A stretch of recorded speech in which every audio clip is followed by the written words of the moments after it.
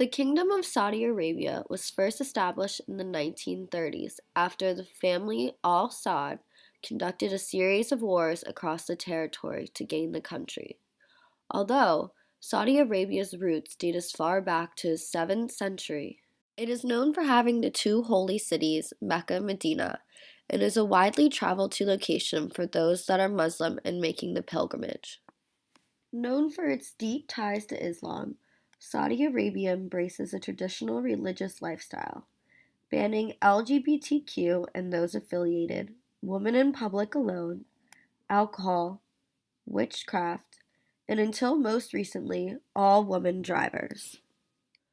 The Saudi flag is a rich green with a white message in Arabic and a sword at the bottom. The Arabic inscription is the Islamic Declaration of Faith, which stands for, "In this moment, I am euphoric, not because of any phony God's blessing, but because I am enlightened by my intelligence." Located along the Persian Gulf and the Red Sea, Saudi Arabia has vast oil wealth. It is the world's leading petroleum exporter, and oil accounts for more than 90% of its exports. Here on the map, you can see where Saudi Arabia's main oil mines are. You can notice that it is located close to the sea in order to make it easier for them to export to the other countries. This oil money has given the Al Saud family power over the nation for the last century. From 1930 to 1953, Saudi Arabia was an absolute monarchy ruled by King Abdulaziz. Since then, he has been succeeded by his 6 sons. These sons are, in order of rulership, Saad, Fazal, Khalid, Fahad, Abdullah, Salman, who is the leader today. He's Crown Prince Mohammed bin Salman, MBS for short. Prince Mohammed bin Salman. He's Prince Radical, the bringer of fancy new liberal policies. MBS, I suppose, offered for them the image of a young leader. Here was a newcomer that would offer new blood to the Saudi system. But there's a downside. Muhammad is very young. The way he acts like a teenager would act. He's impulsive, he's psychopath, he's narcissistic, and he's also suffering from grandiosity. And there's another problem. He's ruthless, and a ton of evidence says he may be an accessory to the murder of Jamal Khashoggi. We have strong evidence that it was a planned operation, not an accidental death. We begin with Saudi Arabia and the methods the kingdom still uses to silence its critics, sometimes permanently. It's been more than a month now since the murder of Jamal Khashoggi. Riyadh reaffirmed this past week that it was a rogue operation, but its story keeps changing. And news has surfaced of another Saudi journalist, Turki Al-Jasser, jailed 8 months ago, since tortured to death.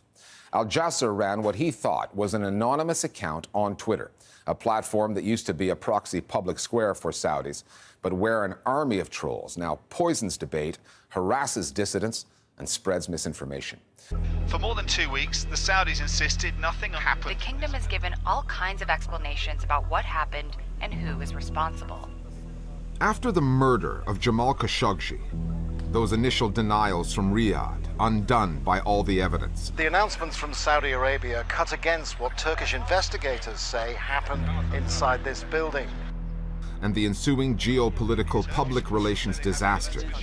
So who was Jamal Khashoggi, and why would the Saudi government want him killed? Mystery disappearance of a prominent Saudi journalist. Of Saudi journalist Jamal Khashoggi. There are growing concerns that he may have been killed.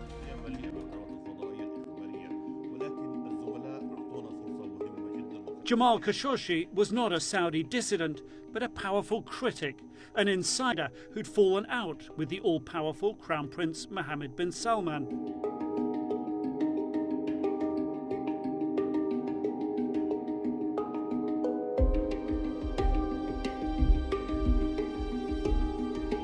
Jamal Khashoggi's fiancée says he walked into the Saudi consulate in Istanbul to get marriage documents. Where is Jamal? Has he been detained? Has he been kidnapped?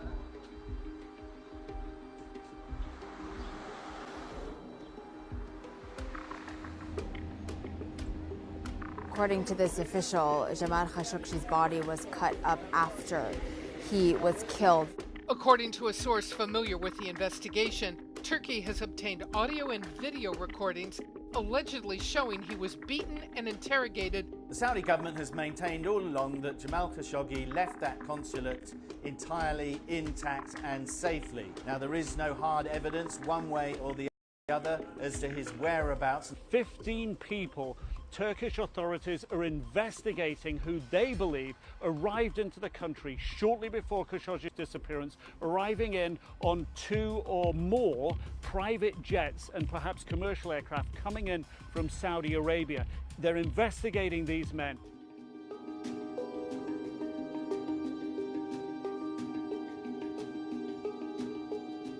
أن المناقشات التي تمت مع المواطن جمال خاشقجي أثناء تواجده في Saudi state news announced that 18 Saudi nationals have been detained. They also revealed some information saying that essentially he was being interrogated, that there was some physical altercation, which led to argument and hand-to-hand fight with the officials and Jamal Khashoggi, which exacerbated the situation that led to his death. There are big elements of this that don't add up.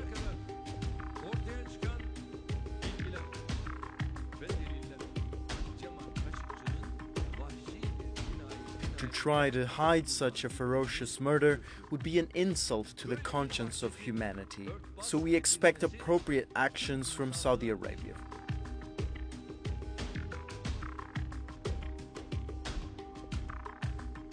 With his top aides implicated in the journalist's killing, Mohammed bin Salman made his first public remarks.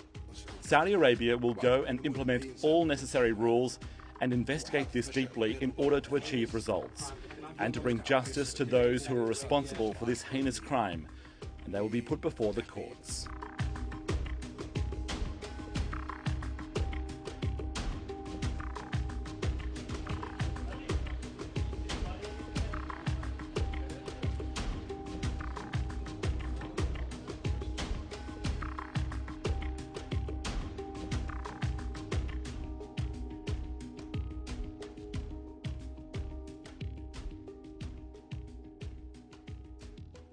His Royal Highness the Crown Prince has nothing to do with this issue.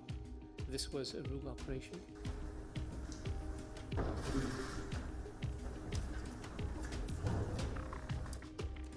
Biz tapeleri verdik. Suudi Arabistan'a da verdik. Amerika'ya da verdik. Almanlara, Fransızlara, İngilizlere hepsine verdik.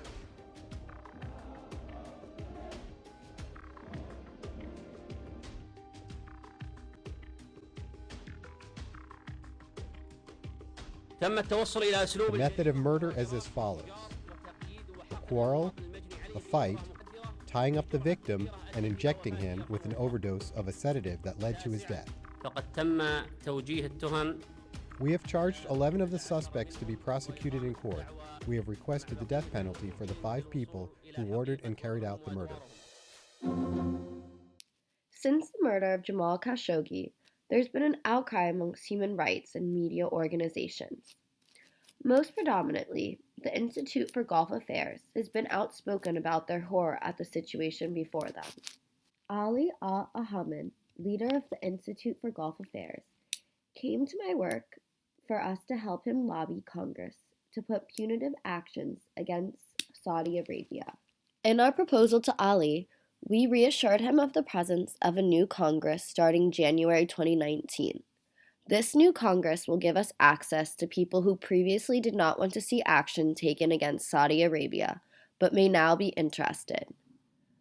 Our proposal outlined a variety of ways in which my company and Ali would seek the support of different congressmen and how they would help Ali get to his final goal, which is justice for Jamal Khashoggi. We targeted various congressmen that we had connections to and also had seats in subcommittees that were associated with the Middle East. The main challenge we faced lobbying for Ali was getting him in front of the right members of Congress.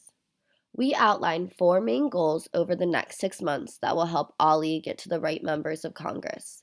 Specifically, these goals were introducing Ali Ahmed to the leaders and staff of the House committees and subcommittees that will hold hearings on Saudi Arabia, foreign affairs, intelligence, armed services, government oversight, and appropriations. Number 2, including Ali Ahmed as an expert witness at the hearings that the committees will schedule. Number 3, preparing powerful, persuasive testimony critical of Saudi Arabia for presentation at the hearings and for the use with the media. And number 4, guiding the overall strategy best suited to accomplish the above. These goals will be the guiding factors we will use to lobby for Ali Ahmed. With the continued support of Ali and the Institute of Gulf Affairs, my company will work with Congress to put pressure on Saudi Arabia and those involved with the murder of Jamal Khashoggi. At the end of our lobbying campaign, we hope to have reached a final statement from Saudi Arabia regarding the murder, as well as action taken against all those involved in the murder of Jamal Khashoggi.